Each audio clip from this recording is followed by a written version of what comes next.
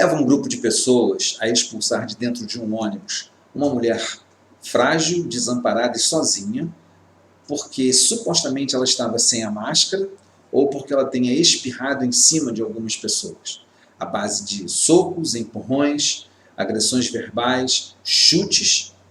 Essa mulher foi expulsa de dentro do coletivo na cidade de Salvador, isso tem alguns dias. Eu passei alguns dias refletindo e eu quero trazer a minha análise, o meu diálogo com você e a gente pensar sobre isso. Convido você então a acompanhar esse vídeo e a gente, quem sabe, conseguir transcender acima dessa situação. Eu sou Marcos Vinícius, estou falando aqui do Rio de Janeiro. Esse é o canal Para Tocar a Alma, um canal para análises, diálogos e transcendência.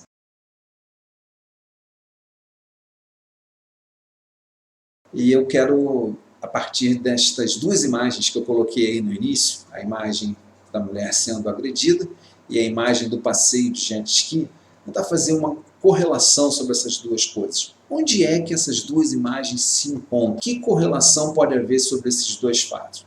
Me acompanha e a gente vai tentar chegar a uma conclusão. O primeiro aspecto que eu quero compartilhar com você, que eu quero analisar junto com você, é o todo social envolvido aquele momento ali dentro do ônibus. Confesso para vocês que as 2 ou 3 vezes que eu assisti o vídeo, eu fiquei profundamente incomodado, o nível de violência empregado pelas pessoas ali, principalmente pelo homem que agride aquela senhora a colocando para fora do ônibus. Mas não só a violência dele, a violência também dos outros, dizendo fora, fora, gritando, fecha a porta. Tudo isso me incomodou muito. O que a gente pode observar então de primeira nessa cena é que ali dentro daquele coletivo estão pessoas que provavelmente seriam pessoas que trabalhariam para aquelas pessoas da lancha, do jet ski, das mansões, dos casarões, etc. A pandemia, ela, além de revelar muita coisa, ela revelou que tem gente que não suporta ficar sem os seus empregados. Não porque ame esses empregados, não porque tenha uma paixão grande por eles, mas porque simplesmente não suporta ter que cumprir determinadas tarefas. Então, provavelmente ali estavam pessoas que estavam indo servir a gente que estava nas lanchas da vida, nos jet skis da vida. Mas ali também provavelmente tinha gente que estava indo para a fila da Caixa Econômica Federal para tentar receber o auxílio emergencial, ou para uma unidade da Receita para tentar consertar o seu serviço e cadastrar para receber a ajuda emergencial, que o governo relutou tanto em chegar a R$600, né? Queria dar 200, depois chegou a 600. Então, o extrato social ali são de pessoas humildes, são de pessoas menores, são de pessoas que têm pouca voz, mas ainda assim eles reagiram de uma forma muito bruta, muito violenta. O que levou a isso? E é esse diálogo que eu quero fazer com você. O que eu vejo? Tudo isso cria um sentimento de impotência muito grande nas pessoas. Tudo isso cria um sentimento de fragilidade ainda maior naquelas pessoas. Quantas pessoas estavam naquele ônibus ali provavelmente só tinham o dinheiro para ir para onde estavam indo? Provavelmente, inclusive, aquela senhora só tinha o dinheiro que ela pagou aquela passagem. Provavelmente, talvez, ela nem tinha dinheiro para comprar uma máscara ou não conseguiu em alguma ONG, em alguma entidade que ela pudesse conseguir uma máscara. Eu não sei, até porque ninguém sabe direito qual é a hipótese verdadeira, se ela não tinha máscara ou se ela baixou a máscara para espirrar. Mas o fato é que estavam pessoas ali fragilizadas por essa situação caótica que nós estamos vivendo. E essa situação de imensa fragilidade, diante de tudo que está acontecendo, ela acabou sendo catalisada, acabou havendo ali uma catarse coletiva que explodiu num ato de violência contra talvez a pessoa mais frágil que estava ali naquele momento. E essa é uma primeira observação que eu faço sobre isso. Talvez, se essas pessoas que estavam ali naquele ônibus estivessem num momento um pouco melhor, essa explosão não tivesse acontecido, nem mesmo se aquela senhora tivesse espirrado dentro do ônibus. Eu vou deixar para vocês aqui no card, tá, um vídeo que eu fiz falando sobre a quarentena, falando sobre a importância de seguirmos a quarentena e o isolamento social. Vamos analisar então um outro aspecto dessa situação. Esse outro aspecto dessa situação toda, que aconteceu ali naquele ônibus, naquele dia, e tem a ver com, volto a dizer, com o jet ski do Bolsonaro, com aquelas lanchas de pessoas fazendo churrasco dentro do Lago Paranoá. Esse é o segundo aspecto, foi muito bem explorado pelo maravilhoso filme Parasita, que foi o grande vencedor do Oscar deste ano. O que acontece? Acontece que há um desejo dentro de todos nós de estarmos numa situação melhor. É lógico que existem pessoas que lidam com esse desejo de uma forma e há pessoas que lidam com esse desejo de outra forma. Então há pessoas que são capazes dos atos mais egoístas para fazer valer a sua ambição, o seu desejo. E há outras pessoas que vão fazer isso de forma laboriosa, conquistando, galgando o seu lugar na vida, de uma forma onde o outro não seja esquecido. Parasita, ele tantas parábolas e metáforas e alusões à sociedade que Parasita tem, mas ele aborda esse aspecto. Então, a família Kim, ou Ki, né, ela parasita a família Park, que é a família dos ricos. Vão trabalhar lá através de diversos estratagemas de engano, através de diversas estratagemas de ludibriar aqueles patrões que, num primeiro momento, parecem ser pessoas boazinhas e inocentes, mas que nós descobrimos que não é bem assim. Mas não é sobre isso que eu quero falar. Eu quero falar e abordar mais o aspecto que começa a acontecer depois que os Kim conseguem todas as vagas de emprego na casa, né? Mãe, filho, marido e esposa.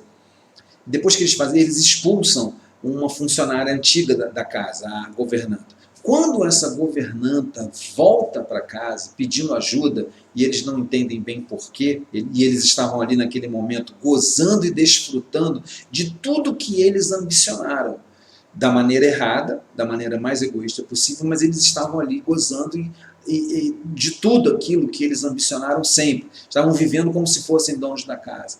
E a governanta, ao entrar, eles acabam descobrindo que ela também aplicou um golpe naqueles patrões, também usou um estratagema para enganar aqueles patrões. E aí daí se desenvolve a história para um choque violentíssimo entre pessoas com uma similaridade social muito grande, inclusive com uma similaridade até mesmo nos golpes que eles aplicavam para enganar outras pessoas. E eu vejo que isso acontece, de certa forma, ali naquele ônibus, ali naquele momento. E esse é um aspecto que Parasita traz bem.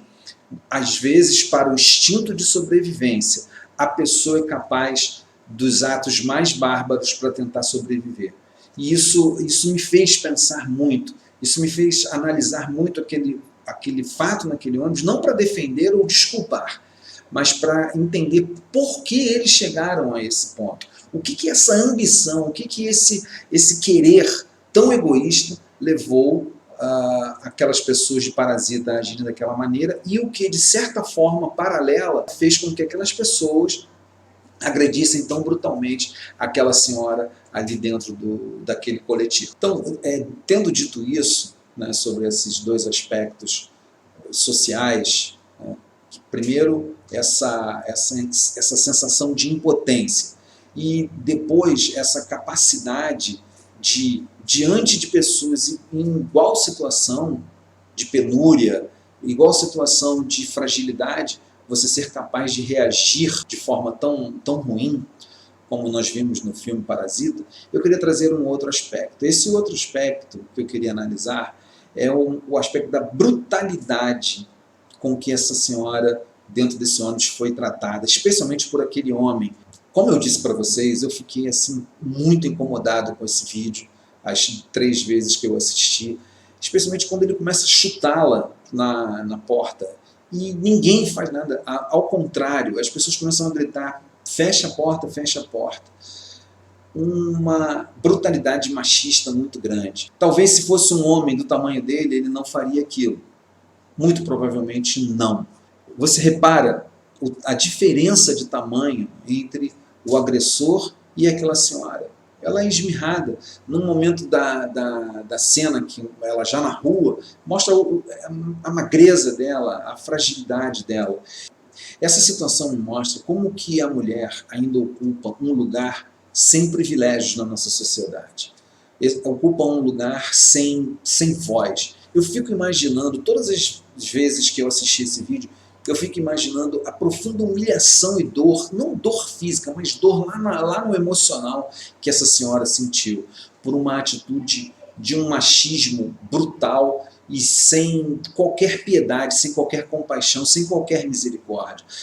A atitude correta ali talvez seria o quê? Descer com ela, ir numa farmácia, comprar uma máscara para ela. Essa talvez fosse a atitude mais correta. Mas não, aquele homem insuflado pela galera, vamos dizer assim, ele simplesmente, com toda a sua brutalidade, escorraça aquela senhora. E isso me fez pensar muito como que as Marias, né, as várias Marias do mundo, as várias Marias dessa vida são desprestigiadas.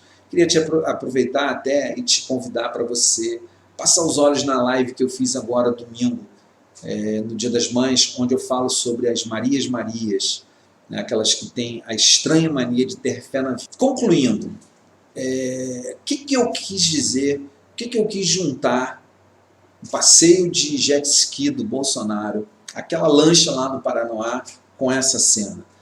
Eu quero concluir dizendo o seguinte: toda essa ação que nós temos no Brasil hoje, de pessoas que dizem, e daí que vai morrer gente? O que me leva à conclusão? O que me faz juntar essas duas imagens? Discurso autorizativo. O discurso da elite, o discurso do poder hoje, ele é autorizativo desse tipo de violência. Como eu disse, talvez em outra situação que não houvesse essa opressão pelo auxílio emergencial, não houvesse essa opressão pela falta do trabalho, não houvesse essa opressão da desinformação, da informação cruzada. Nós vimos a vergonha que o ministro da Saúde passou essa semana, o ministro Tais, ficar sabendo que academias e salões de cabelo foram liberados pela imprensa. Então é um discurso que autoriza o absurdo. O discurso de parte dos governantes, o discurso de parte da elite que está no poder autoriza esses absurdos. E eu queria concluir contando uma história para você que é totalmente oposta a essa história. Uma história que aconteceu com Jesus.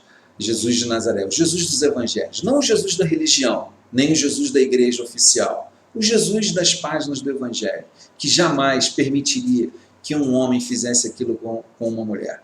Contam os evangelhos que um homem foi até Jesus, um religioso, pedir que Jesus fosse à sua casa, orar por sua filha que estava morrendo. O nome desse homem era Jairo. E Jesus estava envolto por uma multidão enorme de pessoas. No meio dessa multidão, uma mulher, semelhante àquela Maria sem nome do ônibus, aproxima-se de Jesus, escondida, oculta. Por quê? Porque essa mulher tinha uma hemorragia há mais de 12 anos. As mulheres com hemorragia eram consideradas malditas, amaldiçoadas.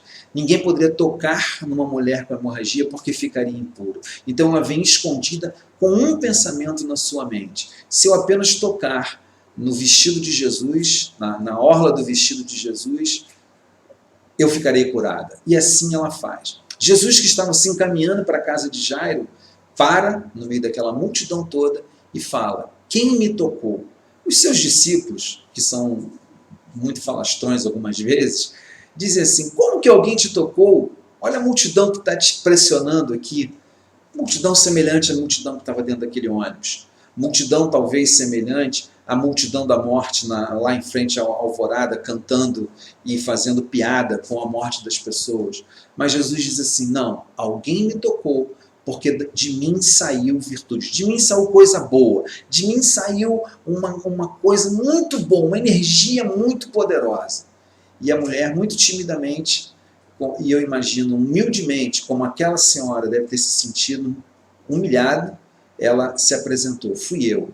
E aí a história está lá nos evangelhos, Jesus diz, minha filha, a tua fé te curou. Então eu queria que você pensasse nisso. Eu queria que você transcendesse esse acontecimento pensando nessa história que eu estou te falando sobre Jesus. Você não precisa ser religioso, você não precisa ser cristão, você não precisa ser evangélico, você não precisa ser de igreja nenhuma. Você precisa apenas ter bom senso, apenas ter compaixão no seu coração, para que você possa entender. A vida não é feita somente das conquistas de uma lancha no Lago Paranoá ou passear de jet ski enquanto 10 mil pessoas morrem por causa de uma pandemia. A vida também é feita de passeio de ônibus, muitas vezes, sem saber se vai chegar ao destino. E pensando nisso, tenha um coração um pouco mais compassivo, tenha um coração um pouco mais misericordioso nesse mundo, porque as pessoas estão precisando disso. Se você achou esse vídeo relevante, eu queria convidar você para você se inscrever no canal e dar o seu curtir ou o seu dislike e deixar um comentário.